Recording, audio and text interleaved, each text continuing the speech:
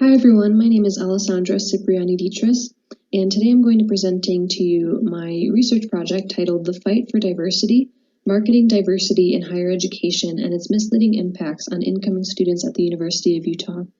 So first, let's talk about what diversity marketing is. So diversity marketing tends to be, a photo or a series of photos which shows students of color or ethnically ambiguous students sort of as being representative of the entire campus, even if they only represent a small percentage of the student body. So we can see photos like this on admissions materials, handouts on websites and flyers, and on posters which are plastered all around campus. So let's go ahead and talk about how diversity marketing actually benefits universities. So first, diversity marketing can increase minority student enrollment because if students of color see themselves in marketing, they will be more inclined to enroll because they'll feel like they belong. So this can look at the importance of U.S. and world news report rankings as to, how diverse or how supportive a university is of their students of color. Next, diversity marketing becomes problematic really when it's not sincere.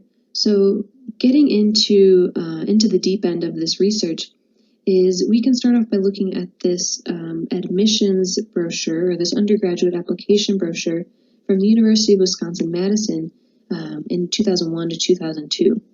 So as we can see this photo, it's majority white students, and so this is not how the photo originally looked.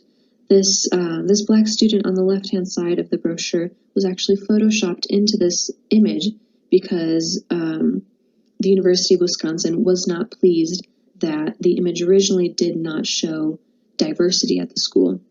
So in an effort to find a new picture, there really wasn't much luck. So admissions photoshopped this black student into this picture to show that the University of Wisconsin was more diverse, which in this case obviously was not sincere because they had to Photoshop a student. And next we can talk about diversity and inclusion centers, which really become problematic when they're undersupported and underfunded in universities, and the pressure that the university has put on these centers to support their students of color rather than it being a whole university affair to follow. The pressure is put on these centers to do this work. So this leads me to my next point, where by using students of color in higher education marketing materials, colleges are really showing white students that they too can be part of a racially inclusive community. So, however, this is an issue when this mindset really doesn't support or benefit marginalized students of color that schools are using as tokens to increase enrollment, and incoming students of color might begin to believe that they'll be well represented and supported on campuses that are really trying to appeal to the white majority.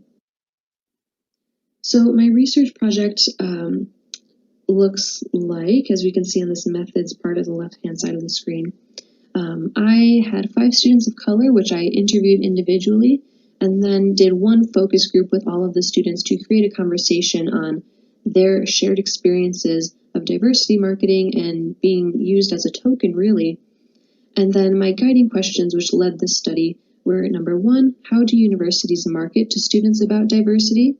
2, why do universities market diversity the way that they do? And 3, how are students affected by their university's marketing of diversity? So going straight into our findings, we can see from this quote at the very top, we have a student who was very excited to have people of color at the University of Utah based on the marketing materials he received before enrolling. These marketing materials made him feel like he was going to belong at the U, whereas we can see from this case, this diversity marketing really might have influenced students' decisions to enroll. And others who were maybe from the area knew that the University of Utah was not that diverse of an area. However, they still felt welcomed based on the marketing materials that they received. So this mindset actually changed once students got to the University of Utah, as they realized that they were really naive before enrolling, believing that they would be well represented. So let's take a look at what happened during these students' undergraduate experiences that made them feel this way. First, a big part of this was the experiences of students of color inside and outside of the classroom. So we can see from this quote at the top, "I don't feel safe enough to express my thoughts and feelings genuinely." This student was saying that even in a class which counts as a diversity requirement, the student still didn't feel safe enough to share her experience as a student of color when the class was really made up of, it was a white majority class. So then outside the classroom, inside the classroom, these experiences kind of led students to find groups of students that shared similar experiences to them outside of the classroom.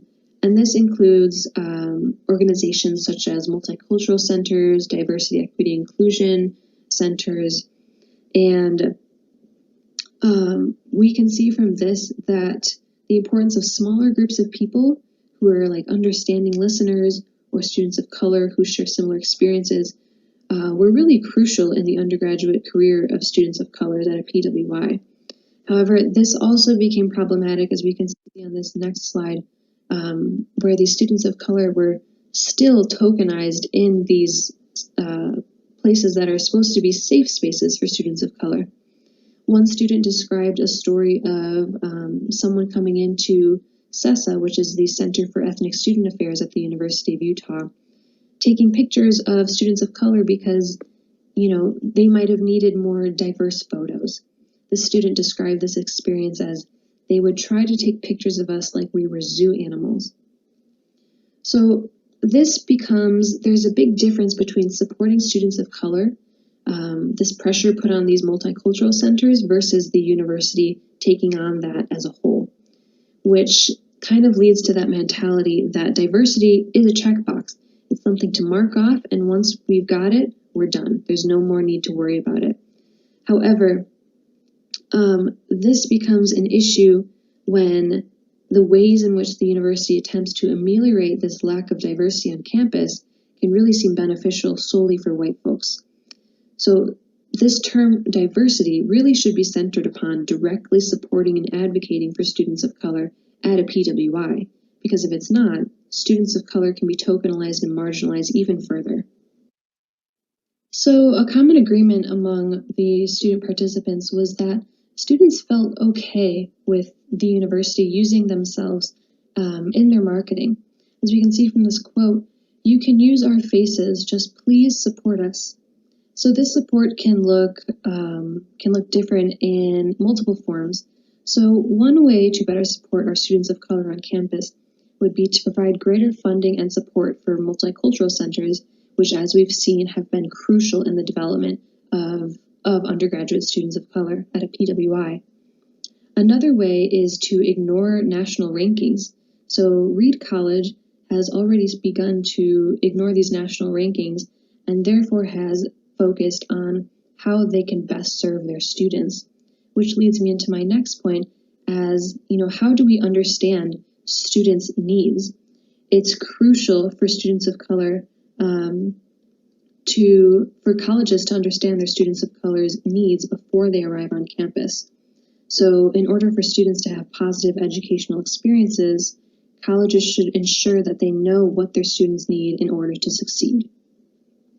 So this research it's a very multifaceted topic because diversity marketing benefits universities in different ways. However, it also harms undergraduate students in many ways, that we've seen.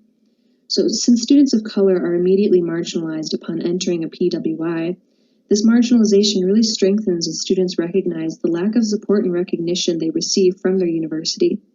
Therefore, it's important that universities begin taking interest in the undergraduate experiences of students of color to understand how they might be unintentionally harming them through things such as tokenism through diversity marketing efforts.